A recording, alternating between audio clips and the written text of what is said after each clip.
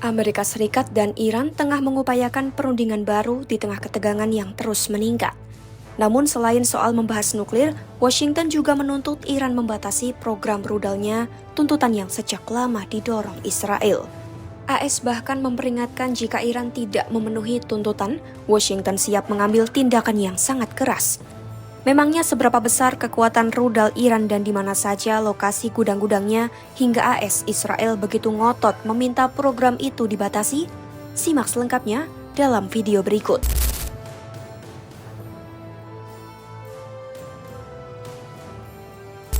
Artikel The Maritime Executive yang berjudul Iran has thousands of ballistic missiles, here's where they are, mengungkap lokasi-lokasi pangkalan rudal balistik Iran yang tersebar di berbagai wilayah mereka. Kekuatan rudal Iran disebut tidak bertumpu pada satu titik, melainkan tersebar di setidaknya 24 situs utama di sepanjang bagian barat negara itu, dari utara hingga selatan. Lokasi-lokasi ini dikenal sebagai kota rudal karena memiliki infrastruktur bawah tanah yang sangat luas dan terlindungi. Setiap situs memiliki banyak pintu masuk terowongan yang memungkinkan peluncur rudal bergerak keluar dan siap menembak dalam hitungan menit. Di wilayah Kermanshah, misalnya, terdapat ngarai Konesh yang memiliki lebih dari 60 bunker terowongan yang terlihat dari satelit. Selain itu, pangkalan di Haji Abad memiliki kecanggihan ekstra berupa silo yang diperkeras dengan sistem revolver carousel otomatis.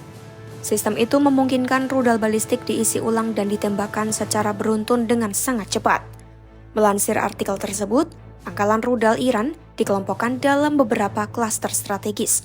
Di wilayah situs independen area Bandar Abbas, terdapat beberapa lokasi, yaitu Bandar Abbas Korgu, Haji Abad, Bandar Lengeh, Lar, dan Jam. Pada klaster Gamdareh, tercatat dua lokasi yakni Gamdareh Barat Laut dan Gamdareh Timur Laut. Di klaster Isfahan, lokasi yang disebut meliputi Isfahan Barat dan Isfahan Selatan. Selain itu terdapat Kashan dan Kerman yang dikategorikan sebagai situs independen tanpa lokasi lain terdeteksi di sekitarnya. Untuk klaster Kermanshah, titik-titiknya mencakup Kermanshah Panchpelah, Ngarai Kermanshah Konesh, Kermanshah Selatan, Kermanshah Timur Laut, Kermanshah Barat Laut, serta Garnisun Kermanshah Syahid Muntazeri. Di klaster Khorramabad, terdapat Khorramabad Imam Ali Barat Laut, Khorramabad Imam Ali Tenggara, dan Garnisun Imam Ali Khorramabad. Sementara itu, Qom juga tercatat sebagai situs independen. Pada klaster Shiraz, lokasi yang disebut adalah Shiraz Barat Laut, Shiraz Utara, dan Shiraz Selatan. Di klaster Tabriz, terdapat Garnisun Khosrow-Shah, Tabriz Utara, dan Tabriz Selatan.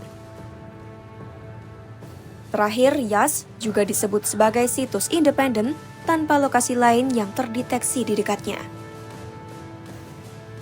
Menghadapi potensi serangan udara, Garda Revolusi Iran IRGC telah mengembangkan taktik penyebaran dan kamuflase untuk melindungi aset mereka.